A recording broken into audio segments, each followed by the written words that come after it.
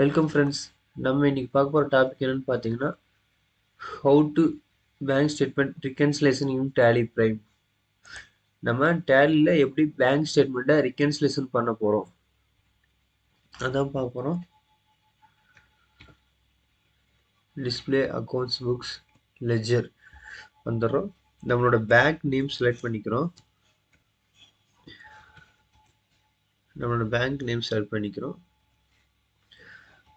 பீரியடும் select பண்ணிக்கிறோம்.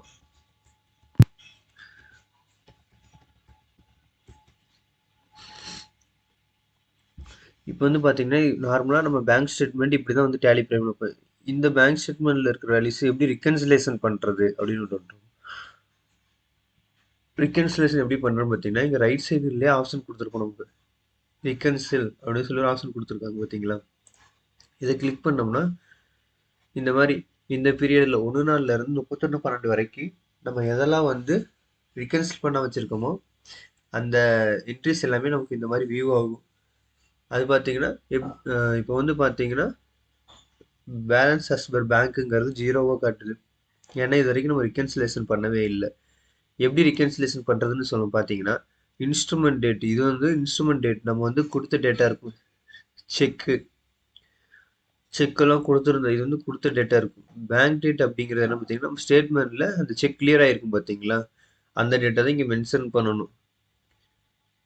அப்படி mention பண்ணும்போது என்னாகுன்னு பார்த்தீங்கன்னா பேங்க் க்ளோசிங்கும் நம்மளோட ரிகன்சிலேஷன் ஸ்டேட்மெண்ட்டில் இருக்க க்ளோசிங்கும் ஒன்றா இருக்கும். ஃபார் எக்ஸாம்பிள் வந்து இப்போ ஒரு எக்ஸாம்பிளுக்கு இன்ஸ்ட்ருமெண்ட் டேட்டு இப்போ வந்து பார்த்தீங்கன்னா ஒவ்வொரு என்ட்ரியாக போட முடியல, நிறையா இருக்குது அப்படிங்கிற பட்சத்தில் இன்ஸ்ட்ருமெண்ட் டேட்டு இல்லைன்னா ஓச்சர் டேட்டு பேங்க் டேட் ரெண்டு சேமாக இருக்குன்னா செட் பேங்க் டேட்டுங்கிற ஒரு ஆப்ஷன் நம்ம கிளிக் பண்ணி பார்த்தோம்னா இதில் கேட்டிருக்கும் பேங்க் டேட் டைப். பேங்க் டேட்க்கு எதனா எடுத்துக்கணும், இன்ஸ்ட்ருமெண்ட் டேட் எடுத்துக்கிறதா, நியூ டேட் ஒரு ஒரு டேட் போட்டு எடுத்துக்கிறதா, இல்லை ஓச்சர் டேட்டே எடுத்துக்கலாமா அப்படின்னு சொல்லி கேட்குது.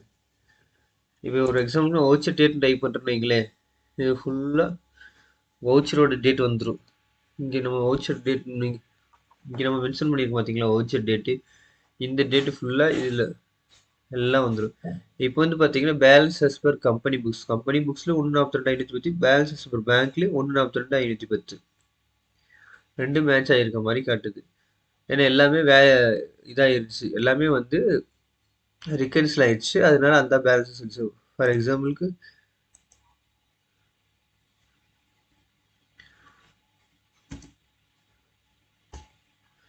பார்த்தீங்களா அந்த 29,267 ரிகன்சில் ஆகலைன்னு நான் எடுத்துட்டேன்னா இப்போ வந்து பார்த்தீங்கன்னா பேலன்ஸ் அஸ் பர் கம்பெனி புக்ஸில் 1/42/510, ஆனால் பேலன்ஸ் அஸ் பர் பேங்க்ல 1/13/200. ஏன்னு பார்த்தீங்கன்னா amount not reflected in bank, அந்த 29,267 வந்து இன்னும் பேங்க்ல ரிஃப்ளெக்ட் ஆகல, ஏன்னா அதுக்கான ரெக்கன்சிலேஷன் டேட் நம்ம போடலை, அதனால பேங்க் பேலன்ஸ் கரெக்டாக காட்டுது.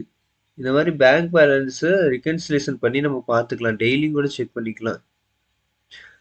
இதில் இன்னொரு டைப் என்ன பார்த்தீங்கன்னா இங்கேயே இருந்துட்டு ஓப்பனிங் பிஆர்எஸ்ன்னு போட்டுக்கலாம், ஓப்பனிங் டிஃபரன்ஸ் வருது அந்த மாதிரி ஏதாச்சும் இருந்துச்சு அப்படின்னா இங்கே ஓப்பனிங் பிஆர்எஸ்ன்னு சொல்லி ஓப்பனிங் பேங்க் ரிகன்சிலேஷன் இருக்கிறது தான்.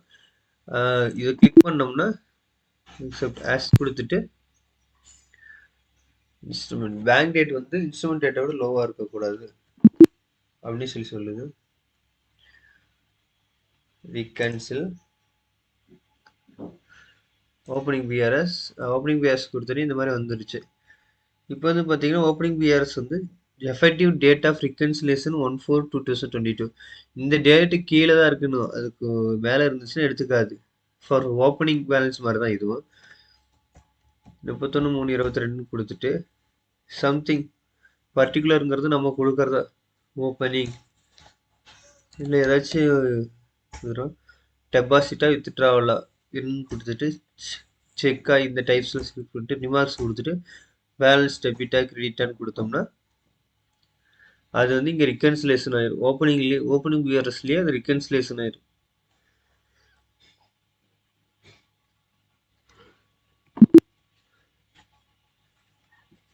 சேம் இங்கேருந்தே வந்து நம்ம பார்த்தீங்கன்னா ஓச்சரையும் கிரியேட் பண்ணிக்கலாம். கிரியேட் ஓச்சர்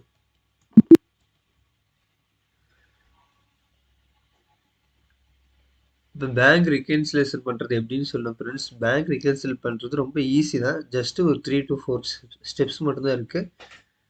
இதில் ஏதாச்சும் டவுட் இருந்துச்சுன்னா எனக்கு கமெண்ட் பண்ணுங்கள். நம்ம சேனலை சப்ஸ்கிரைப் பண்ணி நமக்கு சப்போர்ட் பண்ணுங்கள் ஃப்ரெண்ட்ஸ். உங்களோட ஒவ்வொரு சப்ஸ்கிரைப் தான் என்னை வந்து ஊக்குவிக்கும். தயவு செஞ்சு என்னை என்கரேஜ் பண்ணுங்கள் ஃப்ரெண்ட்ஸ். தேங்க்யூ.